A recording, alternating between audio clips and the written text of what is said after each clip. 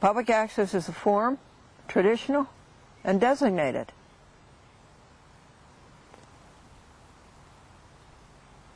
It's sidewalk free speech, and it's constitutionally protected.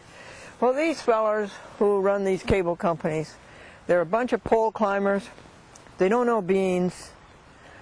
They think because of all these checks that are coming in and they're getting so wealthy that they're going to buy anything that they want, including the courts.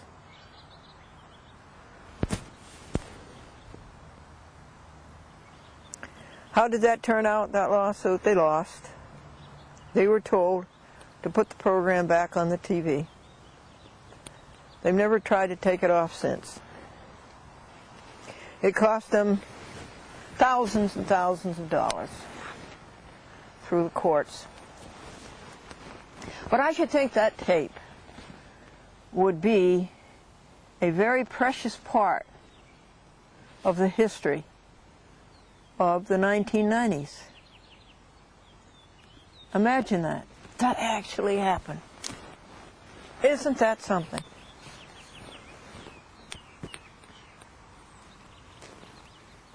Now,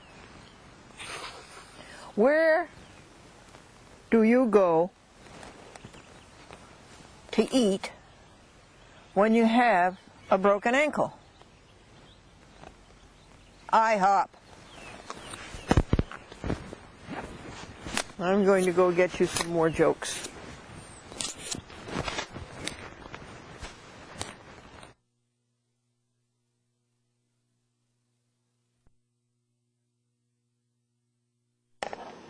Isn't it a shame? Remember this morning I showed you the moon? And it was a beautiful blue sky. Look what they...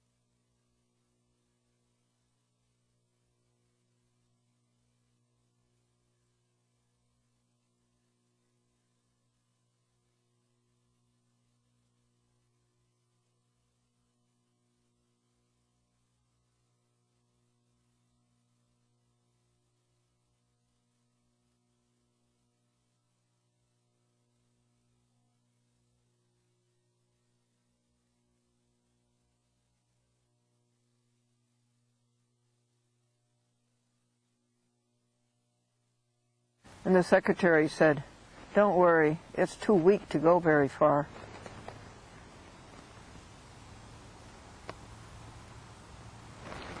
The judge's talent has never been questioned. Actually, it's never been mentioned. And the judge has an even disposition. It's terrible all of the time.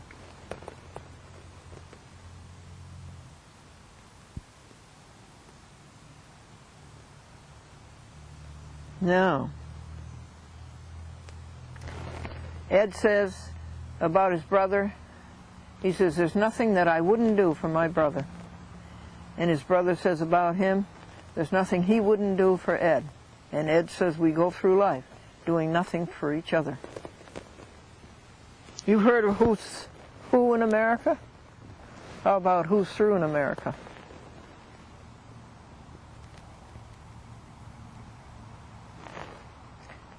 And when the new secretary was told that the judge keeps his nose to the grindstone, that the judge keeps his nose to the grindstone, the new secretary said, "It must have been a beaut when he started."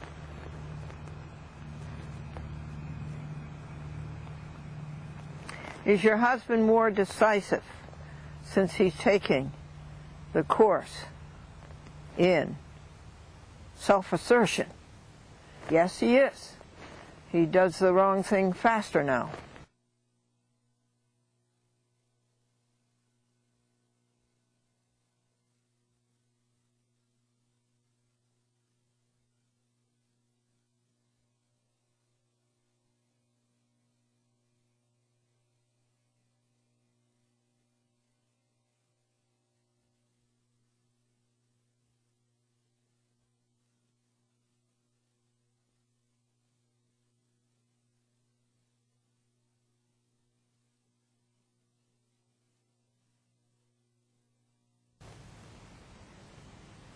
There's a town in Massachusetts named after me. Do you know what it is?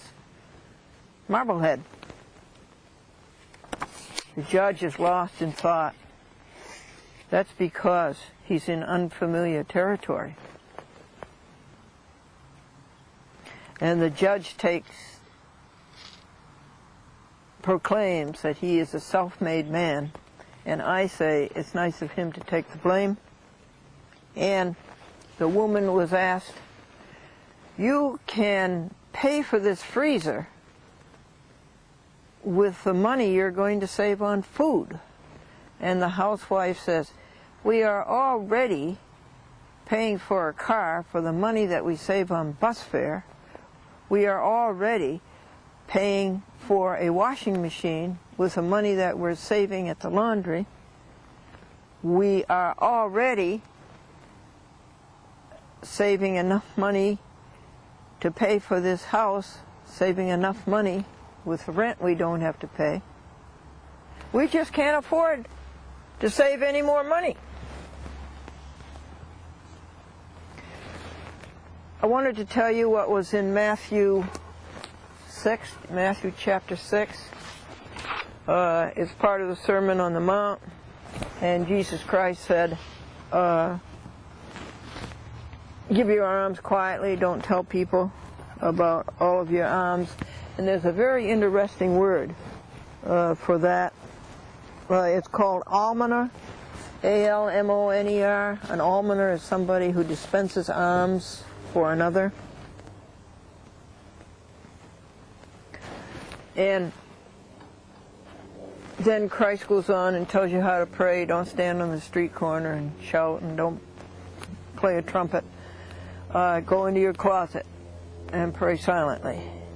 And that's when he announces, "Our Father, who art in heaven, hallowed be thy name. Thy kingdom come, thy will be done. Forgive us our debts as we forgive our debtors. Lead us not into temptation. Deliver us from evil." That's all he said. And I guess years later, somebody tacked on, "For thine is the power and the glory forever. Amen." And Christ says, so you forgive your friends, why is that such a big deal? You have to forgive your enemies. It's very difficult to forgive your enemies, but I'll tell you that a hymn is an easy way to do it. If somebody has hurt you and hurt you badly, and I know somebody in Hudson, New York today who is hurt and hurt very badly because his former wife, he has discouraged his son from seeing him, and he's very hurt. It's a double hurt because he's lonesome for his son, but it's a victory for the former wife that the son doesn't go see his father. Well, that's a hurt, a very bad hurt, and I keep telling him, pray for them. Pray for your son. And pray for his mother. I'll give you a hymn that's a good example of that. Breathe on them breath of God, fill them with life anew, that they may love as thou dost love, and do what thou wouldst do. It's very easy to say that, isn't it, for your enemy? And then Christ goes on to say, store up your treasure in heaven, not on earth, where moth and rust corrupts. And then he goes on to say, this is all Matthew 6. You cannot serve God and mammon, and you know that's true. You cannot have two masters. Just one master. And what is that? God, love, everybody. And then, what does he go on to say? And it's not clear to me what this means. If your eye be single, your whole body will be full of light. What's that mean? Does that mean that if you just see good, your whole body will be full of life? Whereas if your eye be evil and you see darkness, your whole body is going to be full of darkness. And how great is that darkness? Can you improve on that interpretation for me? Then Christ says, don't give any thought about what you're going to wear tomorrow. Don't give any thought about what you're going to eat tomorrow. Remember that the lilies of the field and Solomon in all of his glory was never arrayed like any of these. And then, have I left out anything?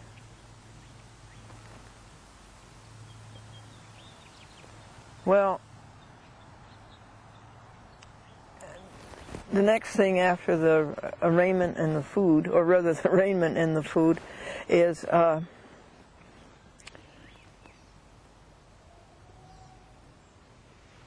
seek ye first the kingdom of heaven, and all else will follow. Well, that is so true. That's why I keep saying over and over again, get up at 5 o'clock in the morning, seek ye first the kingdom of heaven every day, and everything else will follow. You won't know that until you try it. So try it tomorrow.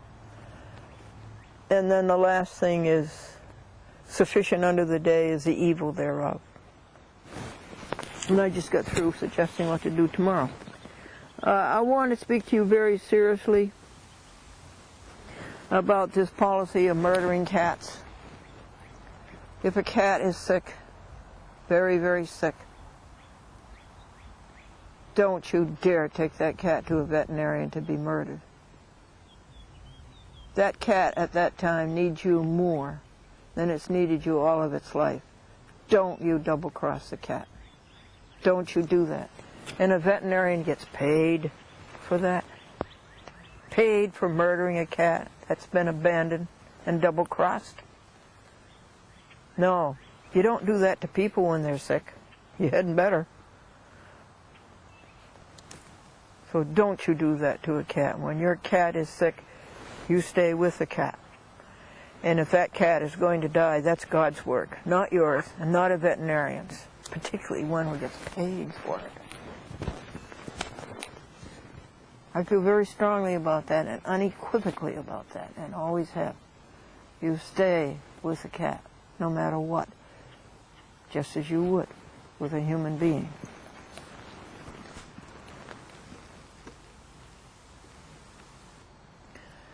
Now, folks,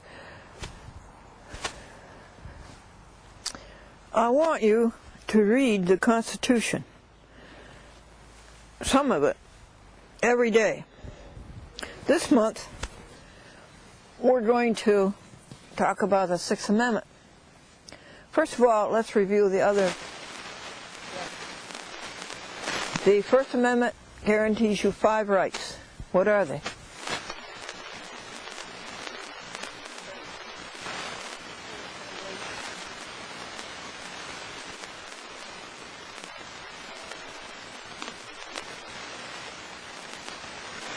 Your right to petition government for redress of grievances.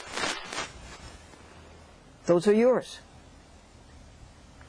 The second one is the right to bear arms Alice Harrington said it better, Friends of Animals, the right to arm bears. Third one is that you don't have to house a soldier. Fourth Amendment is very, very important. No warrant for search or seizure shall issue without probable cause. Remember that. What is your probable cause? What is your statutory authority? No warrant shall issue for a seizure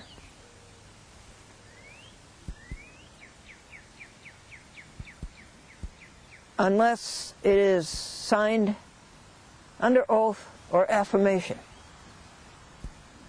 and unless what is to be seized is stated in particularity. It has to be listed in particularity. Is there anything else there in the Fourth Amendment?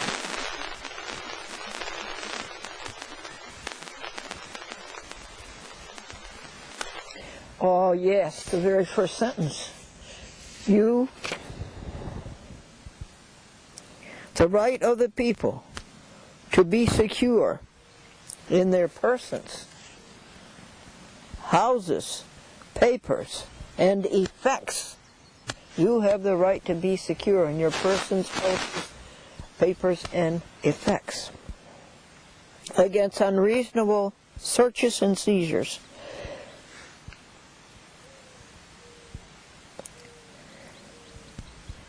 This shall not be violated, and no warrants shall issue but upon probable cause, supported by oath or affirmation, and particularly describing the place to be searched and the persons or things to be seized. Remember that and quote it if you ever come up against these violators of the Constitution every day. I'm talking about the police, the clerks in the courts, lawyers, and judges. Now the Fifth Amendment is that you don't have to go to court unless you've had a hearing by the grand jury. That is violated 100 times a day in one simple court, and all over every day. And you cannot be tried for the same offense twice. If you've been tried once, that's it. No double jeopardy.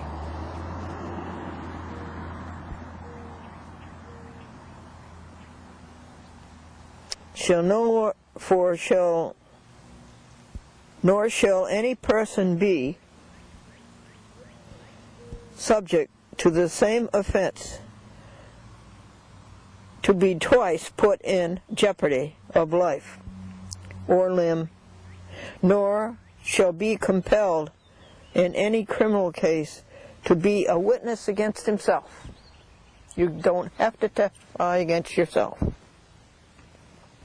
Nor be deprived of life, liberty, or property without due process of law. You go to court and you're heard and you get justice. Nor shall private property be taken for public use without just compensation. Now let's go on to the Sixth Amendment. That's this one we're going to concentrate on this month of April, seen on TV the month of May. In all criminal prosecutions, the accused shall enjoy the right to a speedy trial. This is violated atrociously, heinously. Speedy trial is that you have a trial within 70 days after you're arrested. And this is just, as I say, ignored ignominiously. And also the Sixth Amendment guarantees you a public trial. The public is allowed to come and see it. To be, and by an impartial jury of the state or district where the offense happened. And you have the right to be informed of the nature and cause of the accusation, and to be confronted with the witnesses. They have to come and look you eyeball into eyeball, whoever accuses you. And you are to have compulsory process for obtaining witnesses in your favor.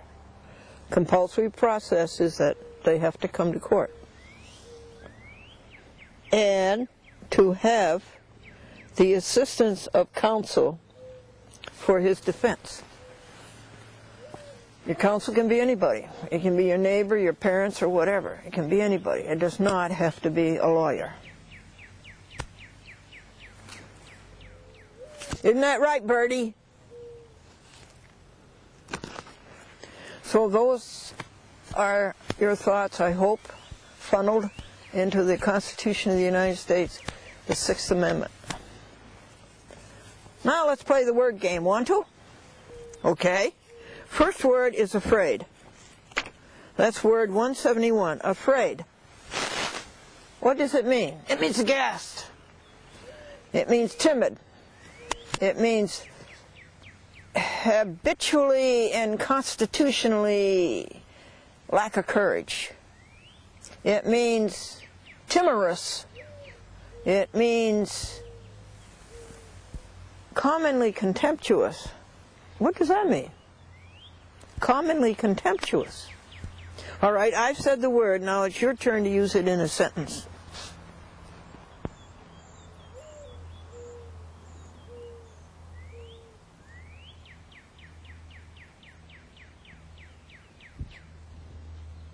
Did you get it? All right, call me up and tell me what it is. The next word, 172, is agglomerate. To agglomerate is to form into a ball, a mass, or a cluster. Can you use that in a sentence?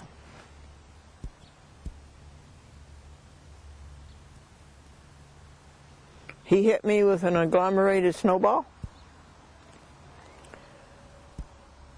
173. Aggrandize. Aggrandize means to make great or greater, as to honor, power, rank, wealth. That's what all the judges are about. And I've often called the courts an agglomerate of aggrandizement. 174 is aggrieved. Aggrieved means to be injured as to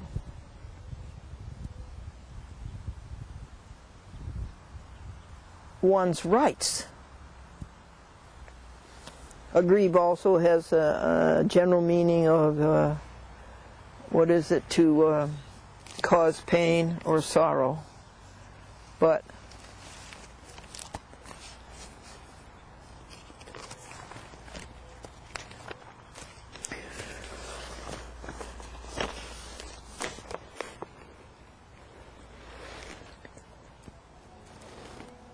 adversely affected in respect to one's legal rights, or just to give pain or sorrow to afflict or to injure in one's rights.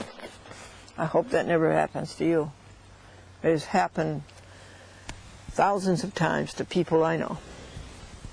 Now, 175 is aggravate.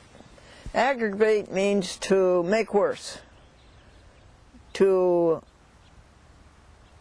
make the offense more serious, to make the injury more serious, more severe. Okay, I'm waiting.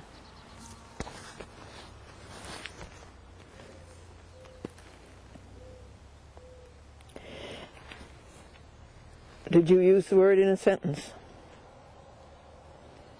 I hope the judge didn't use the word in a sentence. Aggravate. Formed by an aggregate, this is a noun. An aggregate is formed by a collection of particulars into a sum or mass.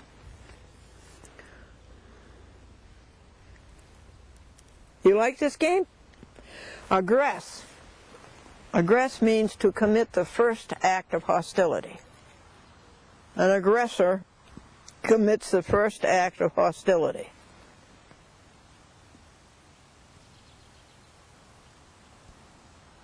Sometimes the government is an aggressor, right? They commit the first act of hostility with these bad laws. Now, aghast means terrified,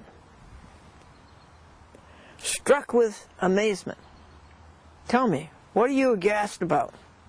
What happened today? There's only one pleasant word in this whole 10, and it's beautiful. It's agile, agile. Quick, dexterous, easy in movement, nimbly deft, and mentally quick. Does that describe you?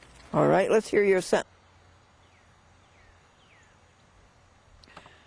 This is interesting. I had to switch cameras because the other ones. So I took off the wireless mic. Do you notice a difference? And do you notice a difference in the picture? That would be interesting to observe. Okay, the last word is word 180. It's agitation, and it means perturbation, and it means confusion, and it means excitement and commotion. Please use that in a sentence, and that's the last of our word game today. Now, we have foundation blessings. You know, we have blessings, one-time only blessings, like this beautiful blue sky, and the blue sky preserver is winning. It's driving away the aerosol. The aerosol doesn't have a chance. We're preserving our blue skies. That's a blessing. That's one-time only blessing. But now we have these foundation blessings. What's the first one? Jump right at it. Everybody says health. Well, the first blessing, foundation blessing, is the universe. God. The second foundation blessing is to be born, to be alive, to be healthy. Food. So that's the first five. The universe, born, alive, healthy, and food. 6 to 10, clothing, a home, freedom and independence, no catastrophes, and finances. 11 to 15, education, your job, your TV career.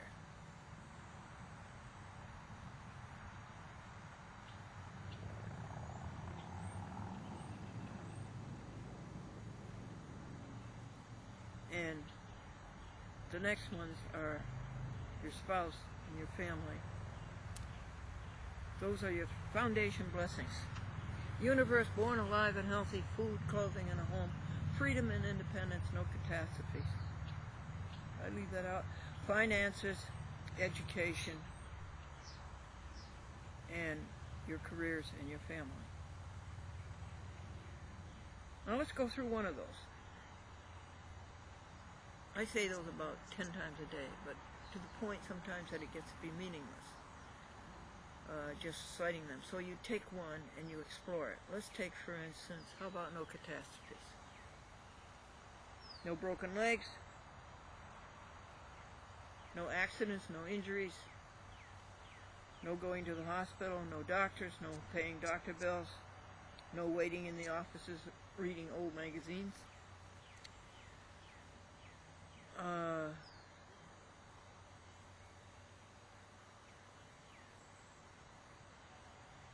Your house is not on fire, not a flood, it's not an earthquake.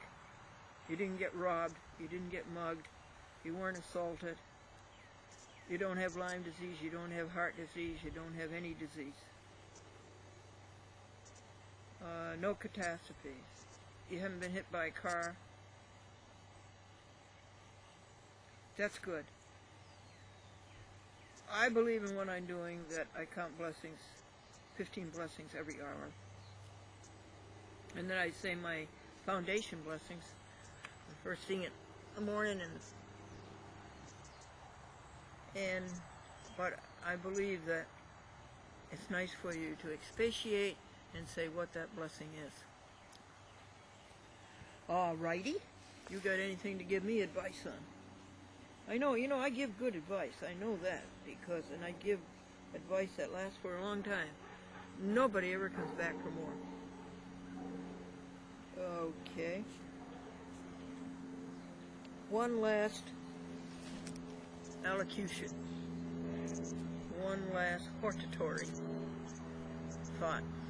Stop watching the 6 p.m. news and listening to the news on the radio.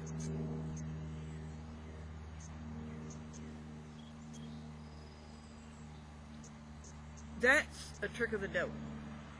The devil is to keep you thinking of all the bad things. And the news is never good. Radio, or in the newspaper. They never want you to think that things are good. The devil doesn't want you to think that God is doing a good job running this world. Make you think that God does a good job running this world.